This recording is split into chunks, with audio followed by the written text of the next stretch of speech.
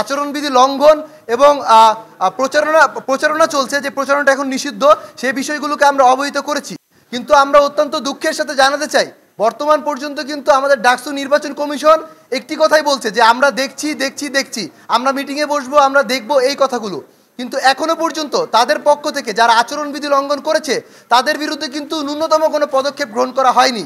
এই বিষয়টি নিয়ে আমরা প্যানেল হতাশা প্রকাশ করছি, উদ্বেগ প্রকাশ করছি, এবং এর মাধ্যমে কিন্তু নির্বাচনের লেভেল প্লেইং ফিল্ড নষ্ট হচ্ছে এবং নির্বাচন অবাধ এবং সুষ্ঠু হবে কিনা সেটা নিয়ে আমরা শঙ্কা প্রকাশ করছি।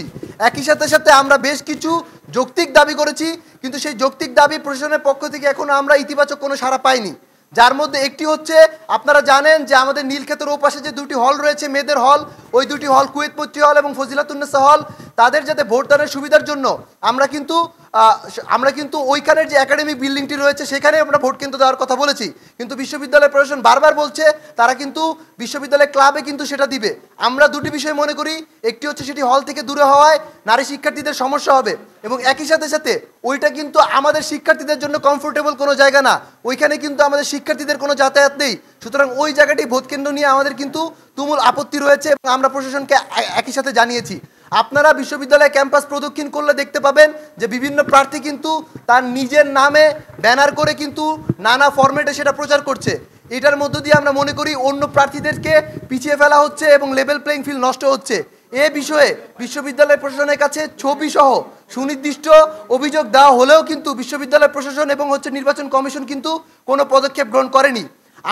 আমাদের প্যানেলের পক্ষ থেকে আমরা দাবি জানিয়েছি যাতে অতি সত্বর তারা যাতে একটি মনিটরিং টিম বা আচরণবিধি লঙ্ঘন যারা করছে তাদের তদারকির জন্য একটি টিম গঠন করা হয়, এবং এটা আমাদের প্যানেলের পক্ষ থেকে দাবি। আমরা মনে করি যে তারা বারবার বলছে আমরা যারা প্রার্থী আমরা নাকি তাদের কাছে বারবার লিখিত অভিযোগ দিব। আমরা মনে করি এটা আমাদের কোনো দায়িত্ব না, আমরা প্রার্থী, আমরা আমাদের ক্যাম্পেইনে থাকবো।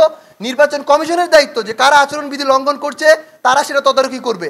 আমরা যদি এসে তাদেরকে এখানে লিখিত বারবার জমা দিতে হয় তাহলে আমরা নির্বাচন ক্যাম্পেইন করব কিভাবে? এছাড়াও নারীদের বিষয়ে যে হ্যারাসমেন্ট, সেই বিষয়ে অনেকগুলো অভিযোগ রয়েছে।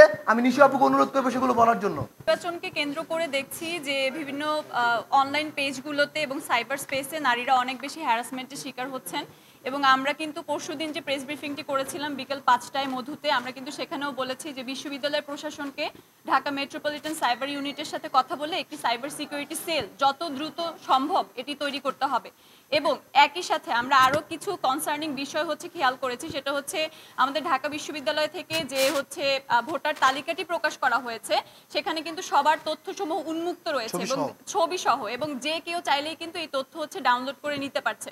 তো এইখানে একটা নিরাপত্তা ঝুঁকি তৈরি হয়েছে, এবং একই সাথে আমাদের যেই সকল আপুরা অনেক বেশি পর্দা মেনটেন করেন তারাও কিন্তু এই ব্যাপারটাতে গুরুতর আপত্তি জানিয়েছেন। এবং আমরা স্যারের সাথে কথা বলেছি, স্যার আমাদেরকে বলেছেন যে ওয়েবসাইটটি ওনারা আপাতত বন্ধ রেখেছেন এবং এই ওয়েবসাইটটিতে এখন কেউ ঢুকতে পারছে না বা ডাউনলোড করতে পারছে না তথ্যগুলো।